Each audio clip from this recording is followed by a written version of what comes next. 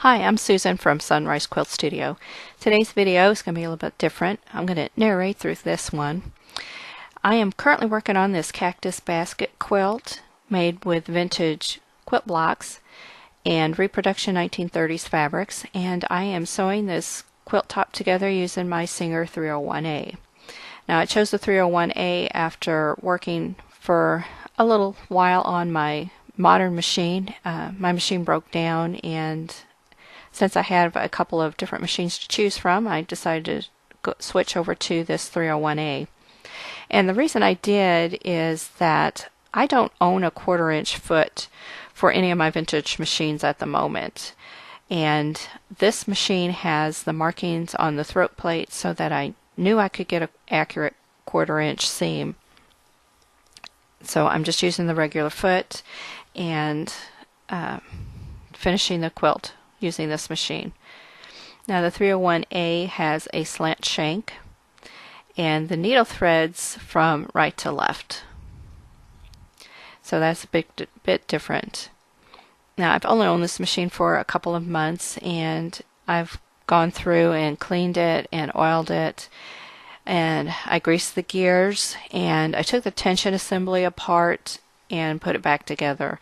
The tension assembly was screwed down so tight that the check spring wasn't moving, so even loosening it didn't seem to make a whole lot of difference. So I just took it apart, cleaned all the pieces, and they were all in really good shape.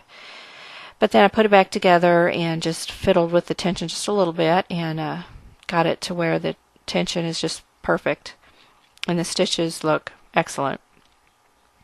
Now the bobbin that this machine uses is the same as what you would use on a featherweight. So if you own a featherweight machine and you're thinking about buying another vintage machine, if you purchase the 301A, you don't have to buy new bobbins because you can interchange those bobbins, which is a nice feature.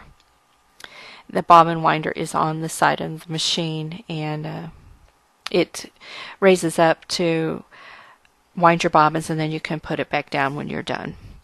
Now this is a straight stitch machine only, so you can't zigzag on this machine unless you have an attachment, which I do own an attachment for a zigzag, but I haven't tried it out on this machine, so I don't know how that works. But I do know that this stitches so well, and it just pulls those blocks through without any effort at all. I had gotten so used to having to hand guide my blocks through using quite a bit of tension on my my modern machine, that it was quite a bit of a change to have a machine that actually would feed those blocks through without any effort. It was really nice. The cabinet on this machine is the one that was made specially for the Singer 301A. This machine, instead of screwing into the cabinet, it sits in a cradle, and it just kind of pops right in there. And the machine itself is made out of aluminum, so it's lighter than a lot of those cast iron vintage machines. And it has a handle on the top, so it's considered portable. So you can just pop that out of the cradle and grab it by that handle and carry it someplace else to a guild meeting or a sewing group or wherever you want to take it. It weighs about 16 pounds, so I think that's a little bit heavier still than what a lot of the modern machines are, but my intention is just to leave it there in the cabinet. I'm not going to be carrying this one around.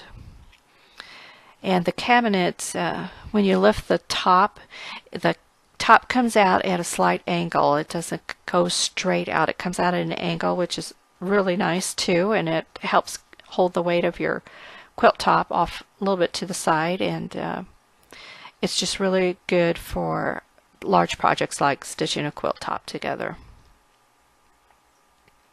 One of the things with this machine and the cabinet that it's in, the foot pedal fits into a bracket on the side of the machine, and it has a knee lever, so you can use that knee lever and if you'd like, or you can put that foot pedal on the floor and use it as a foot pedal. I currently have it in the bracket. When I learned to sew my mother had a sewing machine, some generic brand, I don't remember what it was, but it had the knee lever, so I learned how to sew that way, and I really like it. It takes a little bit of getting used to. It's a little bit harder to control the speed at first, but once you get used to it, it just works really well. Now the quilt blocks, a little bit about those. They were hand-pieced sometime before 1960. They were hand-pieced by my grandmother, and she passed away in 1960. I don't know that she ever owned a machine. I never saw one in the house, but I don't think it was her intention for these blocks to just sit in storage forever. I think it was her intention for them to be made into a quilt. So I am doing that. I am going to do it my way by machine piecing and machine quilting. And this quilt is on my quilting machine at the moment, and I will have videos of that in the future that you'll be able to see. The blocks are 8.5 inches square. Some of them are closer to 9, so I did have to do some trimming and a little bit of fudging, but the top came out square, it came out flat, and it looks just beautiful. And I was real happy with the way it turned out. So that's about it for this video. So if you like, please subscribe below and comment, and thank you for watching.